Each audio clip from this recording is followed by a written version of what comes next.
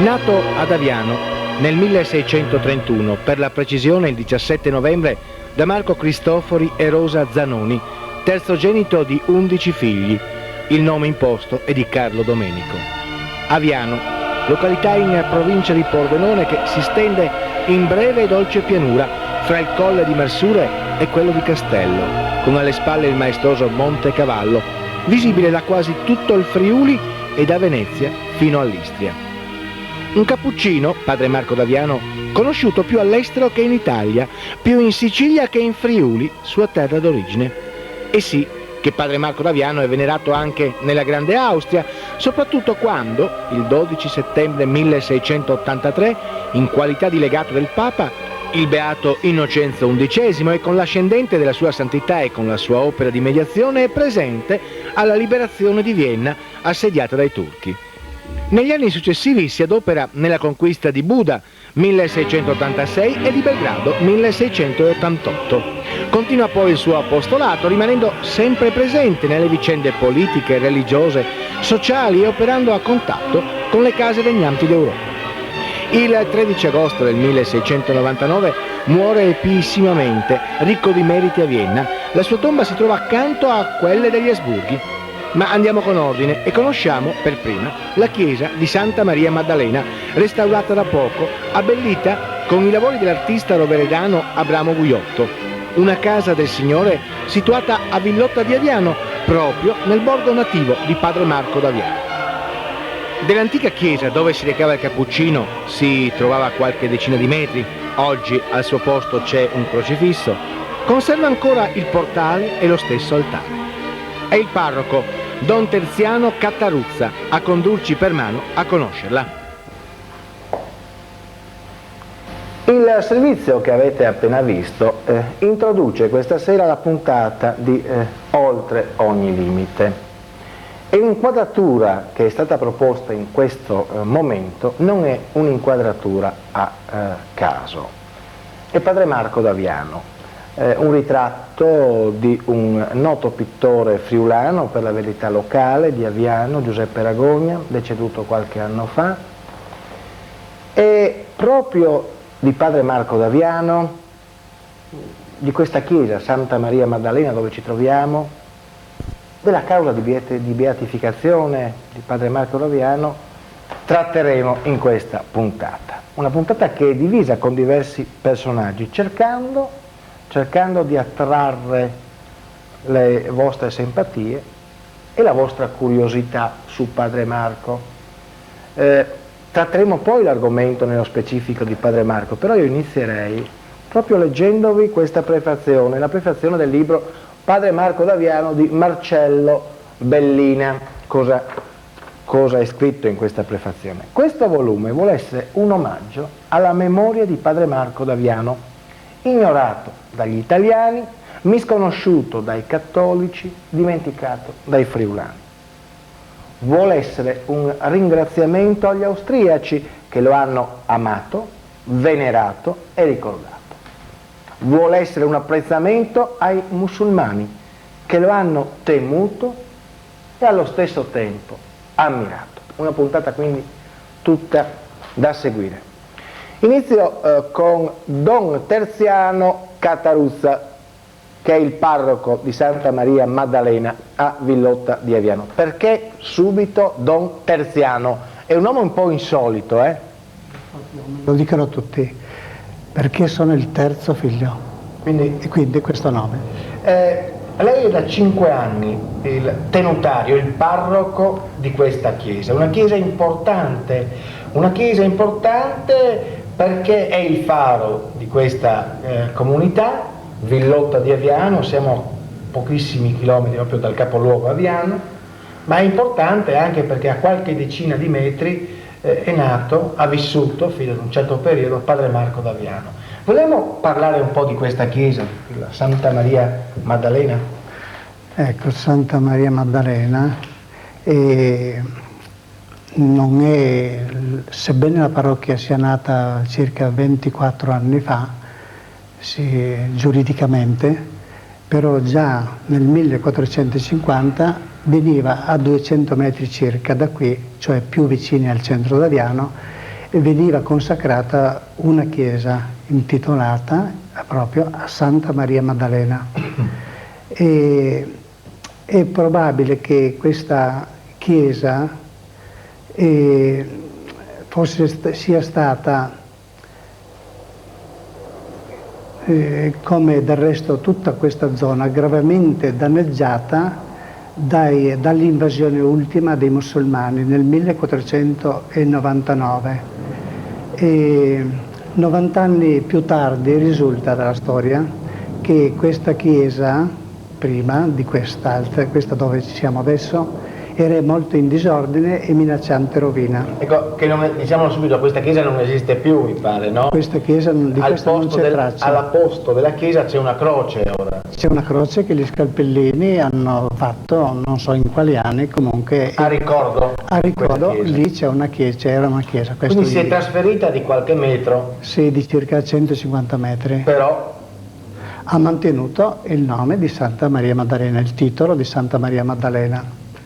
E anche attualmente si chiama Santa Maria Maddalena. Ospitando anche, diciamo, dei reperti riguardanti la vecchia chiesa. Sì, ospita la porta a nord-est, il portale nord-est di un lapicida bassanese Pavanello, che porta la data 1614, quindi antecedente alla nascita di Padre Marco, sempre nel medesimo secolo. E poi l'altare della vecchia chiesa è riportato e qui nella chiesa attuale. Ecco, secondo lei, per i fedeli, cosa rappresenta questo luogo di culto? E certamente, come ogni chiesa... Al di là, chiaramente, al di là della casa del Signore, al di là di tutto, ma cosa rappresenta per gli abitanti del borgo? Io so per esempio che la Maddalena, ci sono società sportive, vive qui in questo luogo, ci sono persone dinamiche, però hanno anche loro, diciamo così, una certa visione su Padre Marco d'Aviano. E allora cosa rappresenta questa chiesa? Questa chiesa rappresenta prima di tutto quella che è la patrona, e poi qui in questi ultimi tempi con l'accendersi della devozione a Padre Marco, ecco che entra in campo già in questa chiesa Padre Marco d'Aviano, perché questo è il borgo nativo proprio di Padre Marco d'Aviano. Ecco il perché Padre Marco d'Aviano qui, anche Aviano è chiaro, perché là è stato battezzato, là è il battistero, ma noi abbiamo questa eredità di avere vicino a noi qui la sua casa nativa. Rivendicate la primogenitura, insomma, voi. Beh, insomma, così, insieme. È nato qua. Ecco, e conserviamo qui comunque entro i confini della parrocchia la casa nativa e il capitello che è dato in custodia alla parrocchia. Un nome importante, no? Santa Maria Maddalena, perché Maddalena... Sì, è un nome che noi conosciamo bene. Chi era Maddalena? Sì, dal Vangelo risulta essere una figura caratteristica insieme ad altre donne che erano al seguito di Gesù. Maria Maddalena si caratterizza perché di lei si dice un qualcosa di più, si dice ad esempio questa frase, non so se San Marco, Evangelista, e Cristo scacciò da lei 7 demoni. Questa frase può essere interpretata in più maniere e artisti e scrittori si sono un po' divertiti a immaginarla una donna di strada, una prostituta. Una prostituta, diremmo oggi. E sempre figlia di Dio comunque. Sempre figlia di Dio. Ecco, e noi possiamo immaginare così, interpretiamo il Vangelo, no? E se ha cacciato 7 demoni vuol dire che qualcosa aveva questa creatura, avrà fatto qualche errore anche lei, come del resto tutti noi umani. E del resto l'ha detto anche lui. Scagli la prima pietra. Chi è senza peccato, appunto. E questa persona, Maddalena, si mise al seguito di Gesù perché graziata in questa maniera, liberata da questi 7 demoni, grata alla figura del Maestro, lei si è messa al seguito ed è stata insieme con la Madonna che diventa una figura importante, diciamo, no? Nel seguito di Gesù, sì. Anche sotto la croce poi ecco. C'è veramente, ma ritorniamo alla Chiesa. Questa chiesa che negli ultimi mesi, possiamo dire, no? Perché avete operato in un anno, sì, tra estate e inverno, 94-95. sì, mentre celebriamo i 140 anni in cui è stata celebrata benedetta e celebrata la prima messa, e noi abbiamo voluto fare un qualcosa di più materiale, se si vuole, comunque di custodire quello che i nostri avi hanno costruito e fatto. Ecco, dico, Sì, abbiamo nell'inverno ormai passato, scorso, a cavallo di 2 anni, 94 e 95, rimesso a posto tutto, ripassato tutta la chiesa, tutto il tetto al completo, e la cella campanari, le 2 celle campanari, perché se 2 sono i campaniletti, e poi la cuspide che è in alto, che è di bella fattura, una cosa artistica. Quindi una ristrutturazione, possiamo dire, semi-completa o completa? Ben completa, nel senso che abbiamo dovuto rivedere l'impianto elettrico delle campane, abbiamo dovuto rifare l'impianto della chiesa. I lavori quindi di manutenzione che forse prima non erano di stati fatti. Di sicurezza, che secondo me è prescritto dalla legge. Certo, no? Senta, ma chi vi ha aiutato? Perché Ecco, questo bisogna dire. Abbiamo un piccolo aiuto dalla regione, lo avremo, perché abbiamo stiamo ultimando piccoli lavoretti e avremo dalla regione una miseria, 4 milioni e mezzo a carte. A fronte della spesa totale. A fronte della spesa totale. E il resto? Cioè, il resto? Io voglio arrivare alla domanda, i fedeli, ecco, che sono stati in qualche modo convocati, che sono stati in qualche modo sensibilizzati per poter arrivare a questi lavori, hanno in qualche modo recepito, non voglio dire le vostre suppliche, i vostri richiami? Sì, hanno accolto perché c'era necessità di mettere mano, ma anche hanno detto se gli altri hanno fatto tanto, i nostri vecchi, noi come minimo conservare. Ecco, forse qui ad Aviano, in queste zone qua, ci siamo riuniti più volte. C'è la voglia di continuare a fare quello che facevano i vecchi. Io che ho conoscenze, appunto, i nostri vecchi, anche lei l'ha detto adesso, continuare il lavoro iniziato dai nostri vecchi. Forse in altre zone d'Italia, ma anche a pochi chilometri da qua in pianura, i vecchi sono oramai lasciati nel dimenticatoio. Perché grazie anche a voi che riuscite a sensibilizzare da queste piccole chiesette. Sai che a me piacciono più queste chiesette piccole raccolte che noi grandi duomi? Beh, in certo senso può essere vero, perché sono raccolti, sono sempre ospitali, la nostra chiesa qui è sempre aperta e dalla mattina alla sera non la chiudiamo neanche nel pomeriggio. Forse si sbaglia, comunque si vuol bene a questa chiesa e molta gente che passa, entra, fa una pregherina, esce. Appunto, è attirata, sono meglio queste chiesette raccolte, più unite. Ecco, è attirata dalla figura che è umana veramente di Santa Maria Maddalena, e poi da adesso ultimamente dalla figura di Padre Marco. Che è stato riscoperto, rivalutato. Aiutati anche dalle belle pitture che sono state messe qui appese alle pareti della chiesa. Voglio fare una domanda cattiva, ma è stato riscoperto, Padre Marco, grazie agli storici, grazie, diciamo così, alla voglia di conoscere, o anche grazie alla Chiesa, grazie a voi, che in qualche modo vi eravate dimenticati di Padre Marco d'Aviano? Non ci si è mai dimenticati. Non ci sono rivalità con i cappuccini, no? No, non ci si è mai dimenticati qui quelli che hanno vissuto in Aviano, anche i parroci precedenti, anche i miei predecessori in questa parrocchia, e si sono interessati.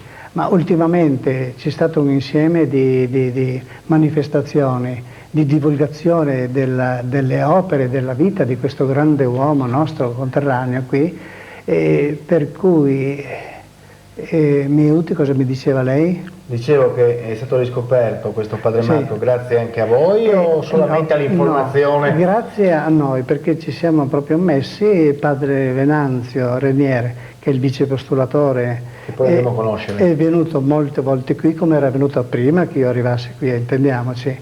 E come sono questi postulatori? Come sono? Sono uomini saggi, pieni di sapienza. Padre Venanzio è un uomo che veramente alla sua età è come un giovanotto, ha una mente che veramente è brillante.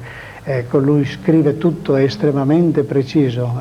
È un magistrato della Chiesa? È un magistrato della Chiesa, è un magistrato perché lui è avvocato. No, dico, ma è anche un magistrato all'interno della Chiesa, un magistrato che raccoglie informazioni per poter perorare appunto la causa di beatificazione di Padre Marco d'Aviano. Ma più che informazioni, lui intende divulgare la devozione a questo futuro beato. speriamo sia proprio prossimo. Ecco. Senta, un'ultima battuta, lei è qui da 5 anni. Sì, da circa. Quanti altri anni si fermerà nella chiesa di Santa Maria Maddalena e cosa bisognerà ancora fare a favore di questa chiesa, secondo Come lei? minimo bisognerebbe fermarsi qui fino a quando verrà beatificato Padre Marco. Minimo. E allora anch'io volgerò il tramonto, quindi probabilmente le mie ossa finiranno qui, insomma, in questa C'è terra. anche un cimitero qua attorno? Il cimitero è a Aviano. No, perché una volta le vecchie chiese... Verso Marsure, è distante. No, non ha il cimitero. Ma dicevo una volta le vecchie chiese... Avevano attorno il cimitero. O addirittura Sì, sì. venivano i Sì, defunti sepolti all'interno delle mura. Beh, il caso tipico è soprattutto Castello d'Aviano. Castello d'Aviano. E quindi lei almeno intende fermarsi qui sino a quando Padre Marco sarà beatificato. Questa è soddisfazione, almeno questo. E come invece problemi terreni, questa chiesa ha bisogno di cosa ancora, secondo lei? La Chiesa materialmente ha bisogno di qualche sovvenzionamento, di qualche aiuto, un po' di sacrificio da parte dei parrocchiani che stanno muovendosi in questa direzione. Più partecipazione? Sì, c'è più partecipazione. Ecco, è un fatto vero che quando si domanda si viene anche criticati perché si muove un problema, però dopo in definitiva stanno dicendo che vale la pena fare qualche sacrificio perché ecco, in poco tempo abbiamo visto abbellita la nostra chiesa, abbiamo visto rifatto il tetto, vediamo quella meravigliosa cuspide. Poi abbiamo visto vediamo queste nuove tele che la abbelliscono, mentre prima, non so, anche nei matrimoni rifuggivano dal farli qui, adesso desiderano e vorrebbero farli qui perché è diventata anche la chiesa carina, ecco. Perché non li facevate prima i matrimoni? Cioè la gente rifugiva perché era una chiesa non bella. Vale, no? Io non riesco a capire questo, perché bisogna andare a fare i matrimoni nelle chiese belle? Forse perché cioè non è un sacramento il matrimonio? È un sacramento il matrimonio. E non c'è forse un errore anche da parte vostra che fate in modo date le autorizzazioni affinché... Quando noi diamo le autorizzazioni, quando ci prestiamo a questi giochi per accontentare così questi sposini che vanno alla ricerca dei luoghi... No, non va, io non sono assolutamente d'accordo. Siamo allora d'accordo io e lei? Io altro che, pienamente d'accordo con i vescovi che vogliono così che il matrimonio sia fatto in parrocchia. Mi torni a inquadrare Padre Marco d'Aviano per cortesia? Io intanto ringrazio il parroco della chiesa Santa Maria Maddalena, Don Terziano Cataruzza.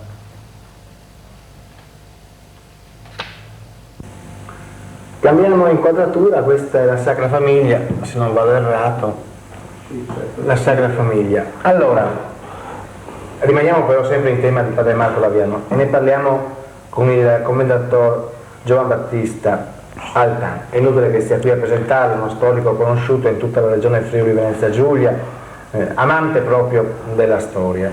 Lei è di Latisana, il commendatore, sì, però... Avianese di adozione. Avianese di adozione. Sì, More Augusorio, come crede. Tra l'altro lui è il presidente del comitato diocesano per la causa di beatificazione. Sarebbe la parte civile che si interessa a Padre Marco d'Aviano, poi c'è anche la parte religiosa. Commendatore Altan, vogliamo parlare, io non vorrei fare tante domande al commendatore Altan, ma lascerei appunto a lui il compito di spiegarsi da storico chi era e chi è Padre Marco d'Aviano, alla luce anche, come lei avrà ascoltato e letto senz'altro, alla luce di questa prefazione di Marcello Bellina quando dice ignorato dagli italiani, misconosciuto dai cattolici, addirittura dimenticato dai friulani e perché no a questo punto dagli avianesi, e vuole essere un ringraziamento anche agli austriaci. Cioè austriaci che lo hanno amato, venerato e ricordato, ma anche un apprezzamento ai musulmani, commendatore, cioè ci sono tutti tranne noi. Cioè i musulmani meritano il nostro apprezzamento perché hanno, direi così, apprezzato e valutato un grosso avversario. Però c'è anche da fare una postilla, no? Così all'inizio. Cioè vogliono far passare questo Padre Marco come una specie di cappellano militare delle armate cristiane contro i musulmani. È stata una sua contingenza dolorosa, direi, nel senso che lui prima di tutto era un religioso, era un frate, era un cappuccino, era un taumaturgo, era un santo, e che poi ha dovuto diventare anche diplomatico, ha dovuto diventare un coalizzatore di forze di fronte a un pericolo impellente, considerato che chi sarebbe stato deputato per ordine dinastico, ma soprattutto anche per dovere, direi così, di capo di Stato, cioè l'imperatore Leopoldo non era certamente all'altezza di questo compito, di questa minaccia terribile. È vero, questa mezzaluna che, se non fosse stato per la vittoria preconizzata da Padre Marco nel 1683 all'assedio di Vienna, probabilmente la storia dell'Europa avrebbe avuto un altro corso. E lo direi così in via preliminare, al posto di tanti campanili, è vero, sormontati dalla croce, probabilmente noi nel cuore dell'Europa, nel cuore del Danubio, nel cuore dell'Austria, avremmo avuto tutto un seguito di moschee non sormontate dalla croce ma dalla mezzaluna. Ma al di là di questo discorso, che direi lo lascerei, lo demanderei agli storici puri, agli storici veri e propri. Ma visto che lei è uno storico, quello che potrebbe accadere anche adesso magari? Senta, noi abbiamo di fronte due ideologie che è improprio anche chiamare ideologie, perché c'è religione, c'è convinzione, c'è un discorso etnico di razza, c'è una provenienza culturale. Cioè dal parte dell'Islam noi abbiamo oggi come oggi una recrudescenza, no? Totale, terribile, fanatica, granitica di una fede che... Integralismo. Ecco, l'integralismo islamico che sfocia nel terrorismo islamico. Certo. E lo dico anche con dispiacere, perché io ho avuto la possibilità di entrare in colleganza, diremo così, culturale con delle grossissime personalità di carattere musulmano, che sono la umanità, la bontà personificata. Perciò non facciamo di ogni erba un fascio, perché in effetti in tutte le cose c'è sempre, in tutte le ideologie, in tutti i movimenti religioso-culturali, c'è sempre la prima falangia fanatica e poi c'è la consapevolezza del buon senso, e questo risiede nell'islamismo e questo risiede anche nel cattolicesimo. Diciamo, la riforma ce lo insegna. Ma io vorrei porre l'accento, se lei gentilmente me lo consente, sulla figura di Padre Marco, figura sulla quale io sono veramente profondamente innamorato, ma anche profondamente amareggiato. Amareggiato perché vedo che i suoi conterranei hanno avuto bisogno di uno scossone, insomma.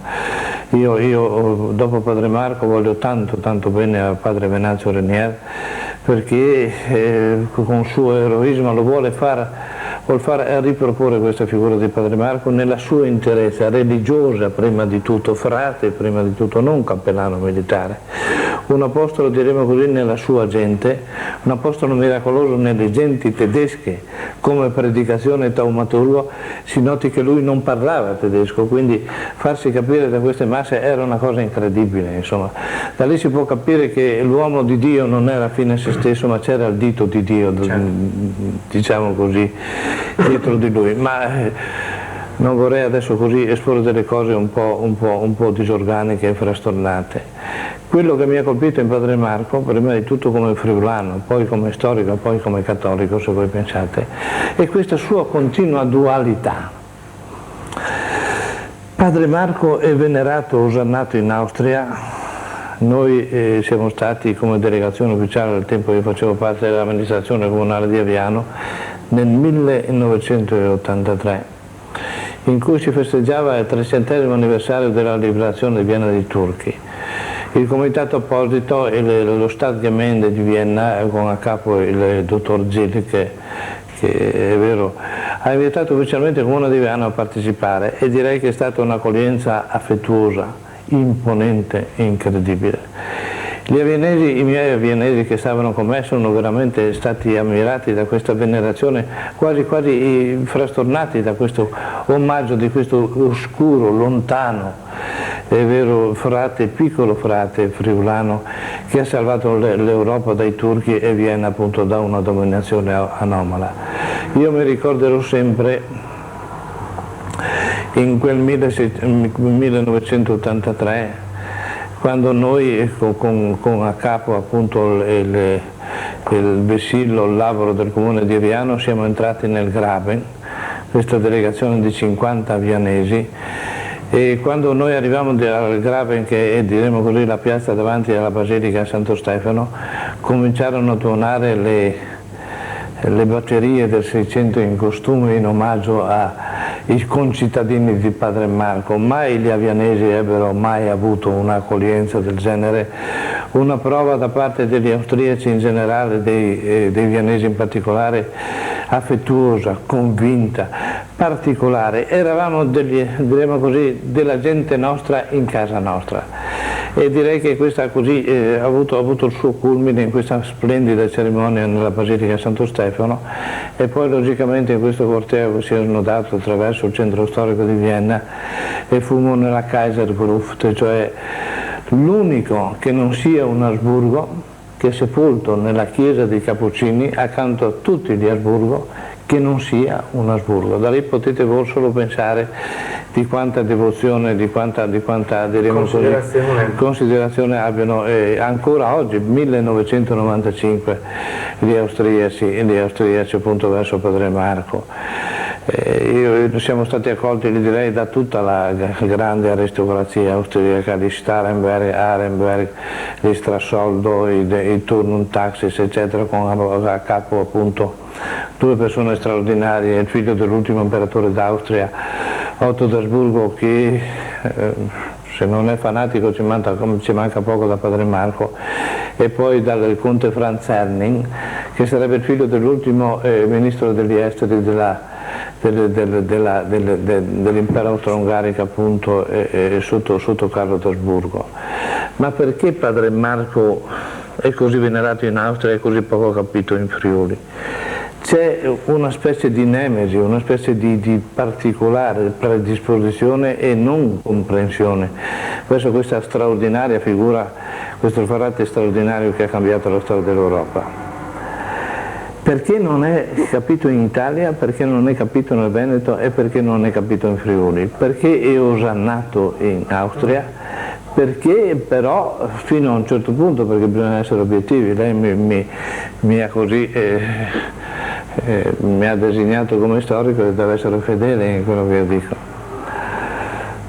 Era nato in Friuli, era nato nel Veneto friulano, iniziò la sua carriera questo frate strano, questo frate particolare, questo piccolo frate che fino a 46 anni, è vero, vive la vita nascosta, quasi nelle catacombe, diremo così, morali, studia, umilissimo, anche comandato diremo così, in mansioni poco più che servili, diremo così, e non molto neanche apprezzato del padre Venanzio, non me ne vorrà, dai suoi superiori, in quanto considerato una persona di un'intelligenza limitata. Poi a un certo punto, a 46 anni, non ho capito cosa, toccato dallo Spirito Santo, esplode. Lui si mette a predicare e ci sono decine di migliaia di persone che lo stanno a sentire. Lui opera miracoli. A un certo punto questa sua intelligenza brillante, questa sua pietas religiosa lo fa portare anche nei paesi, in base alla sua fama, anche nei paesi tedeschi. Lui non sa il tedesco, come si può pensare che uno che non sa il tedesco, se non ha qualcosa dietro di lui, possa parlare a 25-30 mila persone? Innsbruck, in Baviera, in Belgio, in tutta l'Austria, è una cosa incredibile. Con i tedeschi, con gli austriaci di quei tempi. Con i tedeschi, che erano, direi, ancora un pochettino più diretti adesso, senza dire male, perché tutti hanno i loro con le loro idee, con la loro vita rigorosa di quei tempi.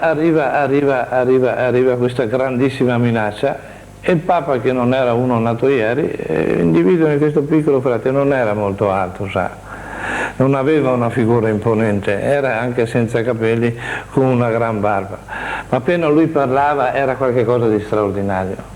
Lui si trasformava, lui così ammaliava, direi, sconquistava le anime in una maniera incredibile. Direi che in una sua, diremo così, predicazione a Udine, tanto per restare in casa, in cui gli udinesi aristocratici, con una grande spocchia, appunto, lo ricevettero con indignazione, e quando lui finisce di parlare addirittura fanno a pezzi il pulpito dove lui parlava per portarsi a casa le reliquie. Diremo, se non c'è il Spirito Santo, se non c'è il dito di Dio, Dio in queste cose qua c'è veramente da meravigliarsi. Ma quello che volevo dire, e penso di poter anche concludere, è il discorso del perché Padre Marco in Friuli e nel Veneto non sia stato molto considerato, per quanto dal punto di vista storico, specialmente nel seno dell'ordine dei Cappuccini, bisogna che diciamo che non hanno mai così lasciato invano i tentativi per riabilitare questo loro confratello. Tornavo a dire appunto che lui era friulano, era del Friuli Veneto. Ha operato, diremo, nel Veneto in particolare, però all'inizio, però con tutta onestà lui ha operato in Austria, le grandi cose le ha fatte nei paesi tedeschi, fu, diremo così, apprezzato, venerato, ambito, amato in una maniera incredibile da parte degli austriaci, però non ha operato in Friuli. E quindi questa può essere una ragione per cui noi abbiamo sentito parlare di Padre Marco in un certo senso solo sui testi di storia, un pochettino. È vero, per quanto lui sia nato qua a poche centinaia di metri da una famiglia della piccola nobiltà vianese, e poi abbia rivelato sempre però in maniera passiva, in maniera introversa, qual è veramente, diremo così, la caratteristica dei friulani, in questo studio introverso, questa sua formazione, questa sua sedimentazione, prima di tutto di religiosità, perché lui ebbe una vocazione religiosa prorompente, ma direi che vicino a questa lui ha immagazzinato un'infinità di nozioni senza neanche stare a vedere, senza neanche dimostrare, soprattutto non la iattanza della ostentazione. Lui aveva operato prevalentemente in Austria, in Germania, nei paesi tedeschi, è stato l'artefice, il diplomatico, il genio che ha alcolizzato sassoni, polacchi, bavaresi, austriaci, ungheresi, perché no, friulani e veneziani, costruendo un esercito che ha fermato la mezzaluna alle porte di Vienna.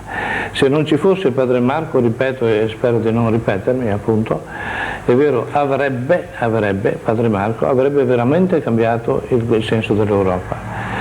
La sua presenza alla corte di Vienna fu decisiva anche perché fu di supporto a questo Leopoldo, questo imperatore, forse la più pallida figura di dinasta, di imperatore che abbia mai avuto la casa d'Asburgo, nel senso che la più grande dimostrazione del suo coraggio fu quella quando si affacciò all'orizzonte di Vienna questo sterminato esercito di musulmani che aveva preso Belgrado, che aveva preso Budapest, che aveva preso mezza Europa.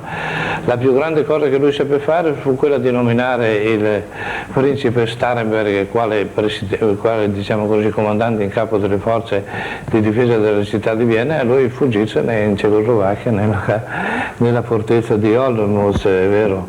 Quindi non è che fosse proprio un uomo coraggioso, direi anche una persona abbastanza impera, il compito che il destino e la dinastia lo aveva deputato. Padre Marco prende in mano la situazione, galvanizza e diremo così, galvanizza e amalgama questo esercito. Pensi che lui si dovette occupare anche del fatto, per esempio, che la coalizione non sapeva in che lingua dove si dovevano dare gli ordini agli armati, perché erano di lingue diverse, e lui molto semplicemente, penso anche con il buon senso friulano, dice ogni comandante parla con la sua lingua ai suoi soldati, e quindi partendo diremo così, dal duca di Lorena, dal comandante in capo, arriverà fino all'ultimo, è vero. Ma c'era qualcosa in lui, c'era qualcosa alle sue spalle, c'era qualcosa sopra di lui che lo aveva deputato dal destino, dalla religione, quest'uomo di Dio che riesce a salvare, diremo così, l'Europa dalla mezzaluna. Però non era austriaco, non parlava tedesco. Quindi i tedeschi un pochettino, non è che gli austriaci che lo sentissero loro. Indubbiamente dobbiamo dire che attraverso i secoli la dinastia di Asburgo ebbe una sviscerata, diremo così, riconoscenza su Padre Marco che si manifestò in diverse maniere. Prima di tutto, ancora oggi, 1995, ogni maschio della dinastia degli Asburgo, tra tutti gli altri nomi, Giuseppe, Francesco, eccetera, ha sempre il nome di Padre Marco, ancora oggi. Tutti i maschi della famiglia d'Asburgo. Seconda cosa, io direi che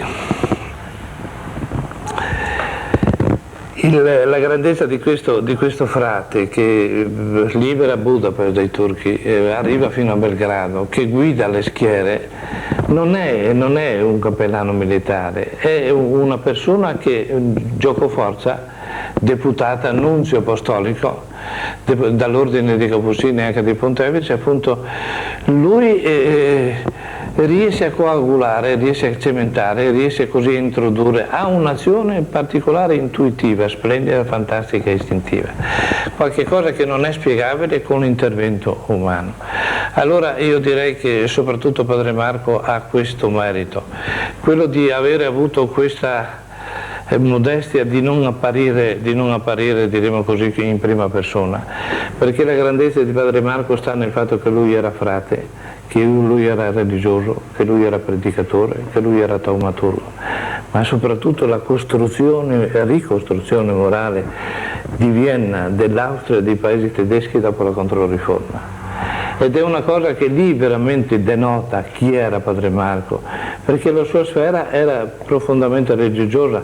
Chiaramente lui si è esplicato in questo discorso di contingenza contro i turchi, è vero, però è stata una questione di necessità, una questione impostali dal pontificato romano, impostali dalla contingenza della situazione austriaca particolare, dove ci voleva veramente la forza e la sferza di un uomo fuori del comune, di un religioso veramente fondato, di una persona che veramente si riuscisse a coagulare tutte le forze cattoliche anche nel campo di battaglia, ma anche nel campo di battaglia, ma non solo nel campo di battaglia, perché la sua grandezza è dove Padre Marco non appare, dove lui è solo frate, dove l'apostolo della Controriforma è il ricostruttore morale del cattolicesimo nel seno dei paesi tedeschi.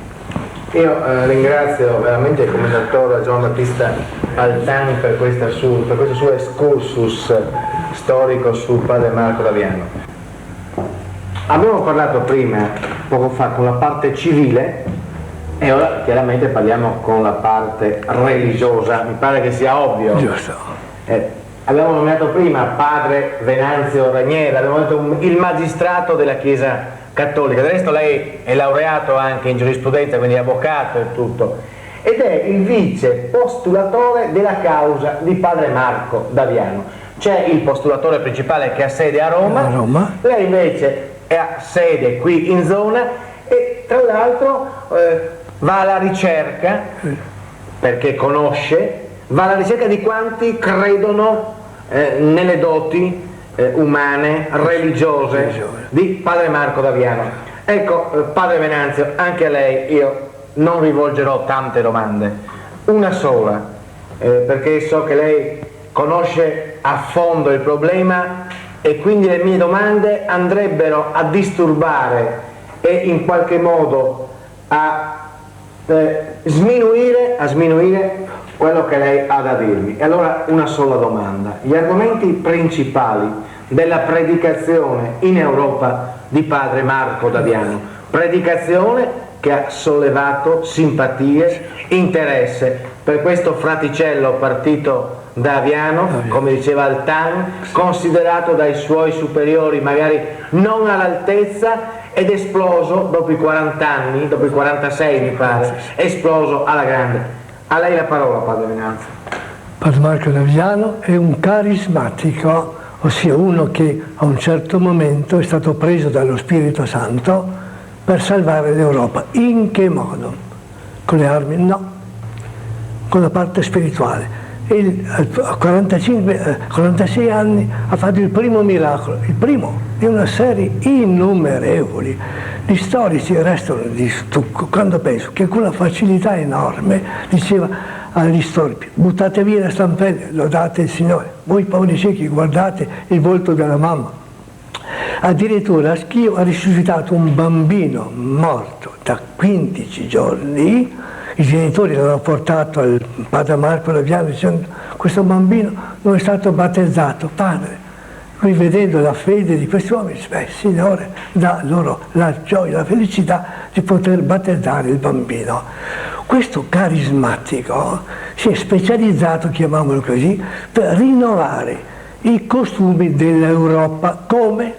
predicando l'atto di dolore. Direi che si è ispirato a Santa Maria Maddalena, ha capito che Maria Maddalena da peccatrice è diventata una grande santa e allora dice: pentitevi sinceramente, ed era il primo a battersi il petto davanti al pubblico, piangeva, ripeto, parlava in italiano con qualche frase in tedesco, però diceva: a Brescia, la città di Brescia, cominciato dall'Italia, sembrava la città di Ninive, tanto era la compunzione che sono riuscito a suscitare nella gente.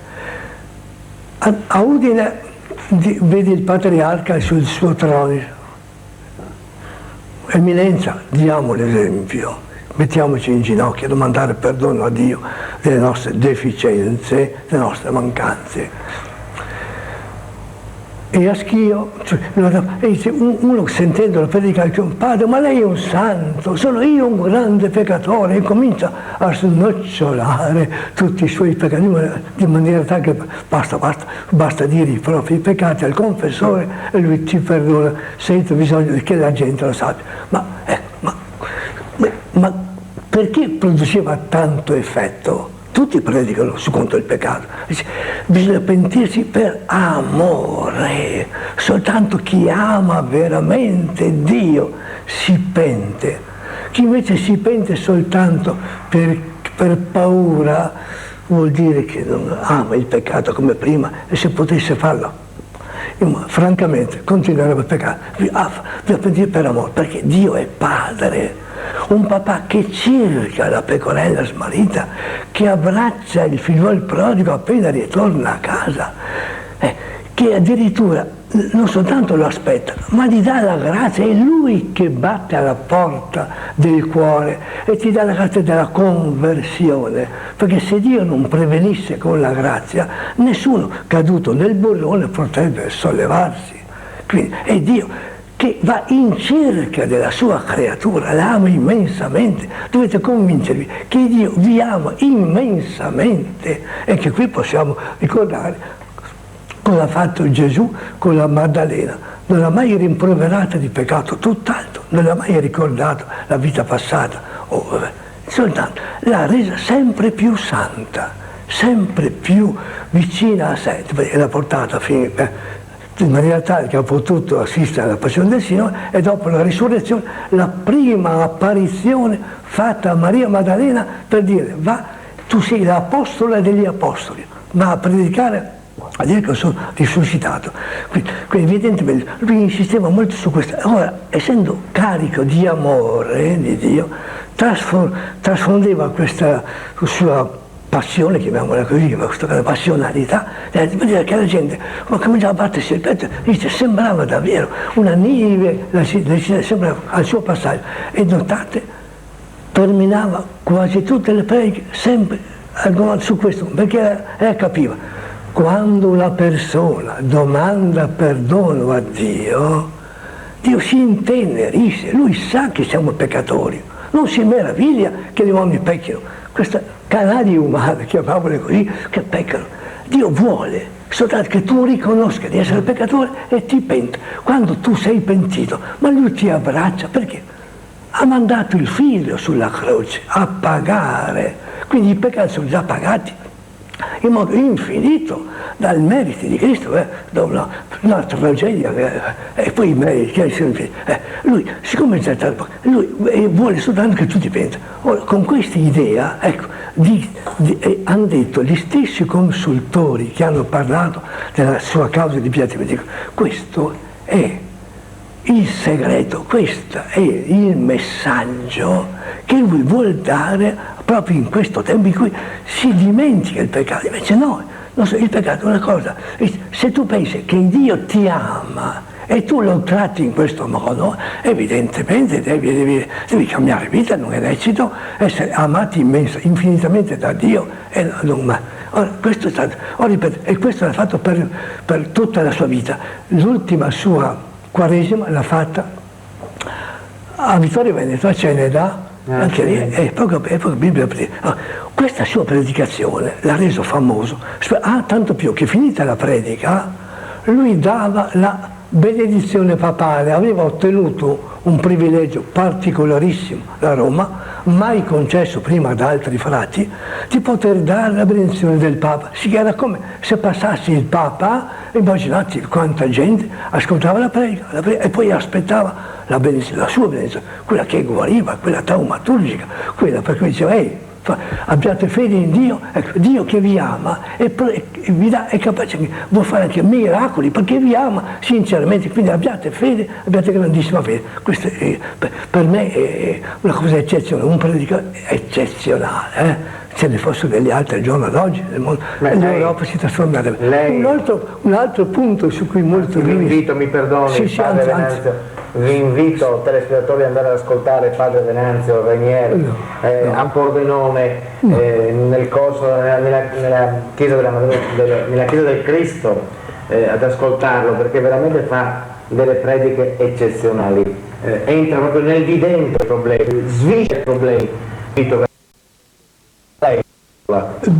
Un altro storico è stato la Madonna, fin da giovane è stato educato dai gesuiti a Gorizia e si è iscritto alla Congregazione Mariana della Purificata, e durante la sua vita lui ha sempre difeso il dogma dell'Immacolata. Pensate che prima di dare la benedizione alle Marie diceva 3 Ave Maria alla Madonna Immacolata, nei tempi in cui molti padri domenicali, dispiace dirlo, non erano convinti e volevano impedire. Lui è stato prediletto dalla Madonna. Un giorno, mentre predicava a Neuburg, in Germania, la statua della Madonna ha alzato gli occhi al cielo, l'ha posata su di lui, sulla popolazione. E questo molte volte, più volte, e questo miracolo è stato approvato dalla Chiesa di maniera tale che lui è passato come uno prediletto della Madonna. Più tardi egli andrà a Insidia e scriverà all'imperatore: caro imperatore, ho detto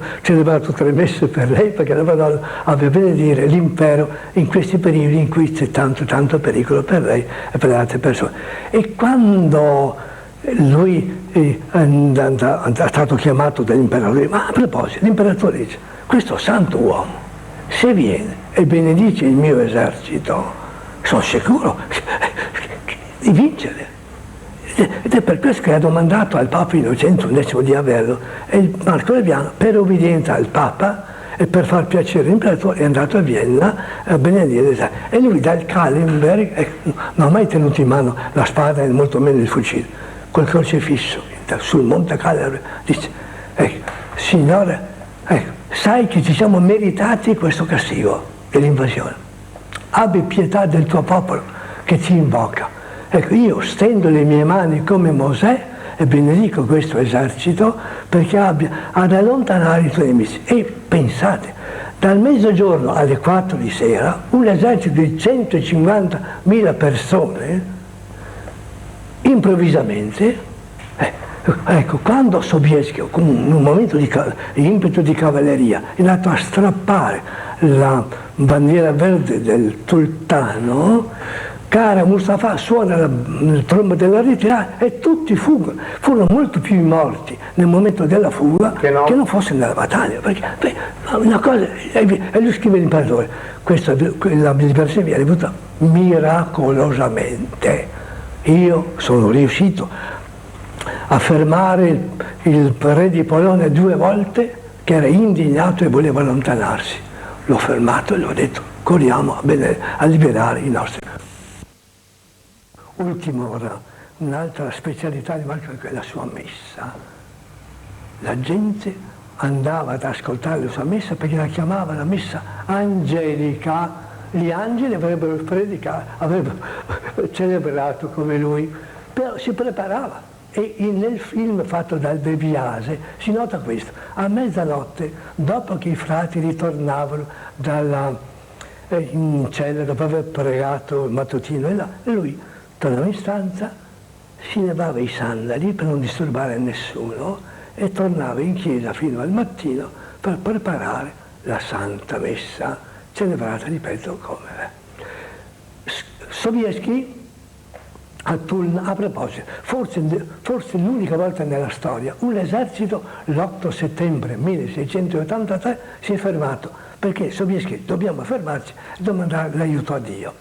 E di fronte a 70.000 persone, l'esercito di 70.000 contro 150, davanti al duca di Lorena, al duca di Sassonia, di Baviera, a Re Sobieschi che rispondeva a messa, ha celebrato la messa dicendo, ecco, una messa, il Sobieschi scrive alla moglie, alla Casimira, ha celebrato con una devozione straordinaria e ci ha imbagato, ha detto, avete fiducia in Dio? Ti ho detto, sì, abbiamo fiducia, ripetete con me Gesù, Maria, e tutti quanti hanno ripetuto Gesù, e adesso andiamo a liberare i nostri fratelli. Una devozione, ripeto, grandissima, la Santa Messa. E poco prima di morire, quanto manca? Proprio prima di morire, dice al padre guardiano, superiore, faccia piacere, avrei piacere che dicessero una messa per me. Il padre, vado subito alla padre, aspetti che io muoia, perché la messa mi manda subito in paradiso. È morto il 13 agosto, poco prima della Madonna, e i frati volevano seppellirlo subito, il giorno dopo, perché alla vigilia dell'Assunta, per non avere un morto in casa nel giorno. No, il giorno 17 dobbiamo dare alla gente la soddisfazione di poterlo avvicinare, e per 4 giorni interi è rimasto una marea di gente, e i funerali sono stati imponenti, presenti. A proposito, poco prima di morire è arrivato l'imperatore e l'imperatrice là nella stanza dove stava morendo, e lui ha dato la benedizione, contento di poter vedere quelle persone che lui aveva davvero beneficato. Escono dalla stanza e poco dopo il sortinaio dice, maestà, sta morendo, tornano indietro e vedono l'uomo che muore, dice, baciando il crocifisso, come se i funerali furono imponenti. In questo particolare, una messa solenne alla presenza dell'imperatore suonata. Subito dopo un'altra messa in onore dell'Immacolata. Perché? Perché durante tutta la sua vita aveva sempre insistito sulla devozione dell'Immacolata. Anzi, alla Repubblica Veneta, quando nel 1697 ha potuto ottenere un ottavario speciale, adesso domandiamo a Roma il permesso di poter dire la messa dell'Immacolata e l'ufficio dell'Immacolata come la celebrano i frati francescani, perché questa evidentemente Allora, concludendo, io mi sono innamorato, prima di me c'è stato San Leopoldo Mandic, quello che è morto a Padova, e io sono stato suo compagno di mensa.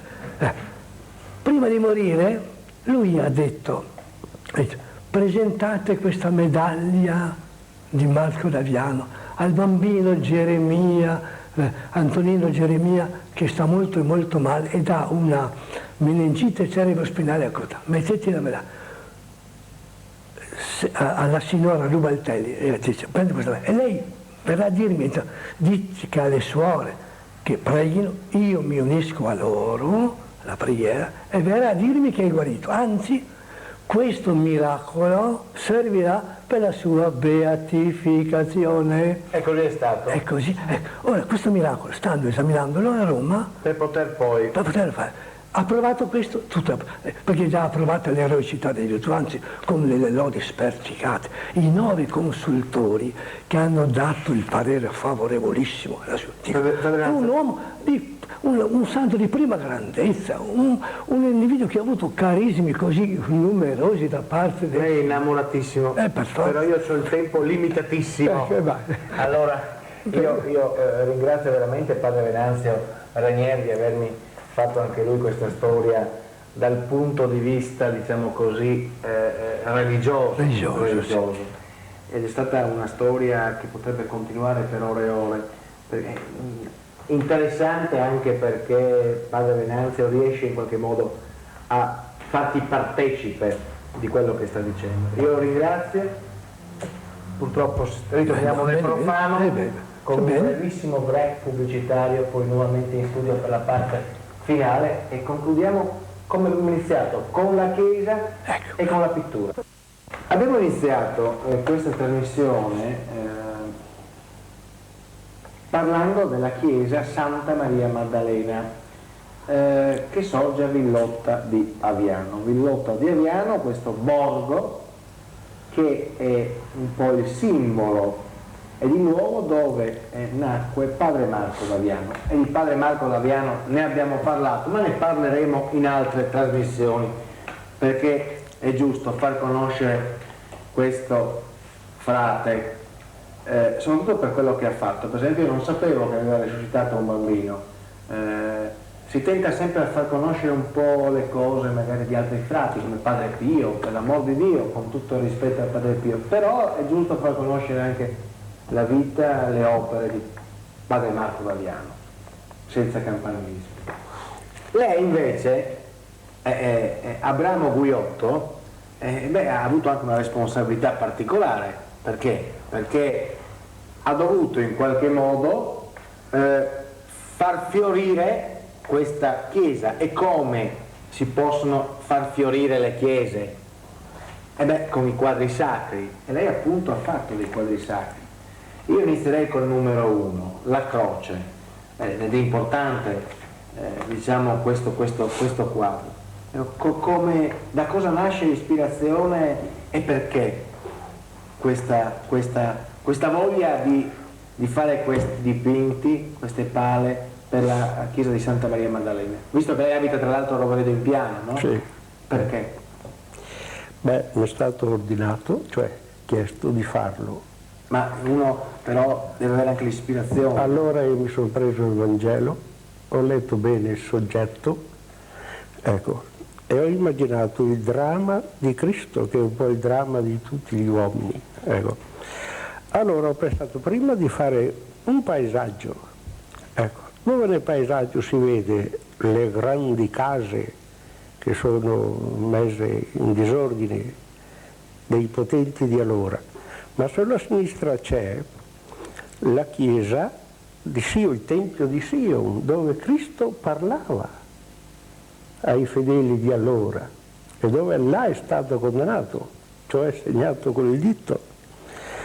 Poi veniamo giù, in primo piano c'è sulla destra la casa di Erode, ma che in realtà erano le fondamenta della casa di Davide, dove dice, ecco, e inizierò un germoglio nella stirpe di Davide perché nasca e cresca per difendere la legge del diritto, ecco, e basta. Poi dopo qui sempre ruderi case, cioè raffigurato un po', diciamo, questo ultimo atto finale. Sì, questo è il paesaggio. Con questo paesaggio alle spalle, diciamo, del Salvatore. Croce, del Salvatore, sì. Ecco, adesso c'è il Cristo, ecco, che è sofferente, ma che prima di morire lui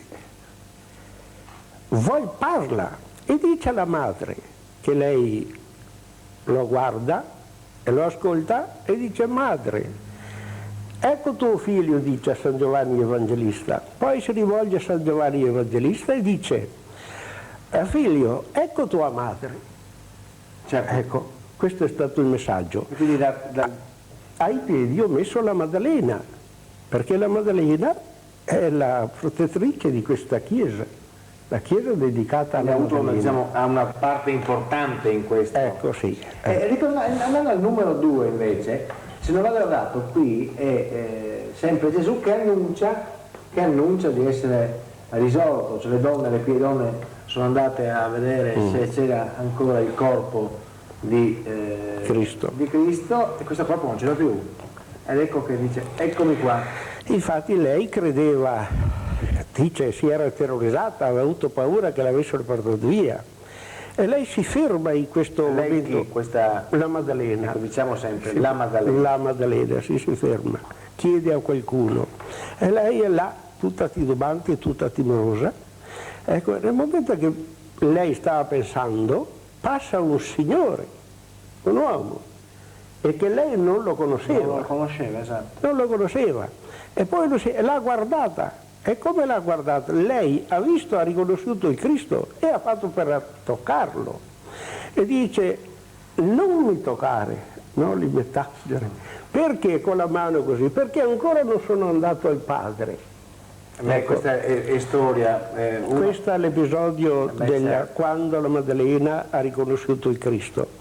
Ecco, andiamo al numero 3. Vogliamo parlare anche di questo paesaggio qua un pochino?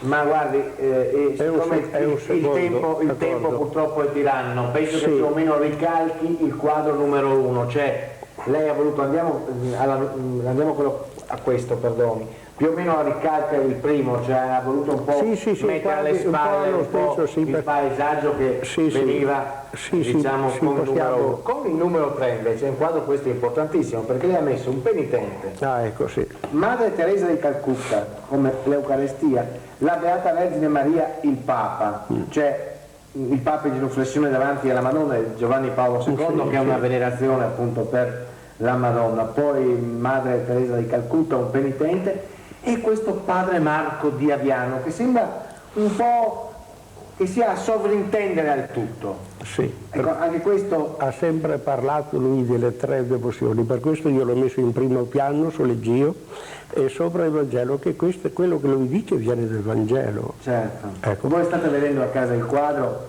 allora mi permetta, state vedendo a casa il quadro in questione come quelli che avete visto prima, quadri, lo ripeto, che sono ospitati nella chiesa di Santa Maria Maddalena a Villotta di Aviano. C'è da dire ancora qualcosa su questo quadro? Ecco, poi ci sono anche i Cappuccini. L'Eucaristia, sono partito dall'Eucaristia come punto centrale, che poi la luce illumina tutta l'architettura e si espande con tutta sta gente. Ecco. Ma poi davanti all'Eucaristia bisognava trovare un personaggio, ecco, per la devozione all'Eucaristia. Allora, in quei giorni là, cioè io ho messo Teresa di Calcutta. Dopo una settimana Teresa di Calcutta lancia nel mondo il messaggio della devozione all'Eucaristia. Quindi era... Poi c'è il Papa con la Madonna, abbiamo detto che questa è la Madonna devotissima, la Madonna di Cestacova, la Madonna Nera.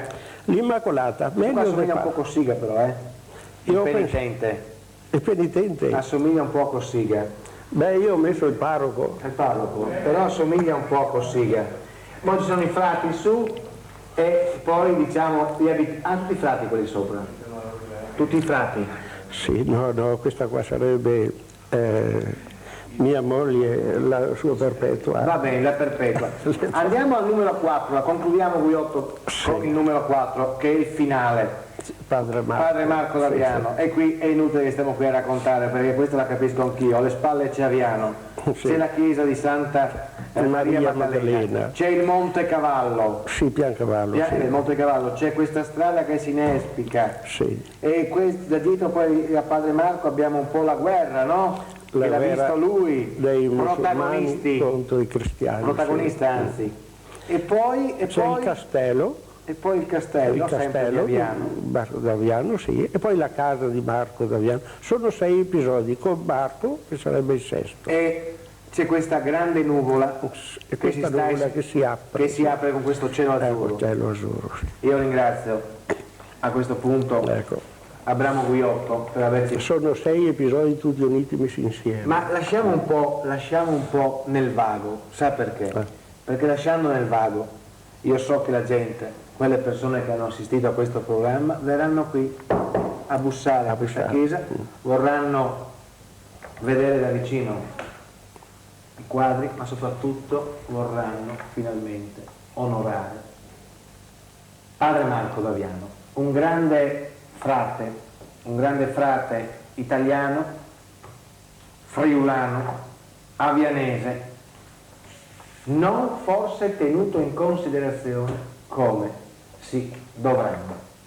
E speriamo e confidiamo che questa trasmissione abbia in qualche modo ulteriormente fatto conoscere Padre Marco d'Aviano e che da questa sera Padre Marco d'Aviano diventi il punto di riferimento, uno dei punti di riferimento per i cattolici. Io ringrazio il parroco Don Terziano Cataruzza, parroco di Santa Maria Maddalena, la chiesa a Villotta di Aviano. Ringrazio padre Venanzio Renier, vice postulatore della causa di Padre Marco d'Aviano. Ringrazio Abramo Guiotto, il pittore di Rovereto in Piano. Ed infine un grazie sentito al commendator Giovan Battista Altan, lo storico, presidente del Comitato Diocesano per la causa di beatificazione. E grazie a voi che ci avete seguito. Grazie ancora e appuntamento con la prossima puntata di Oltre ogni limite. Buonasera.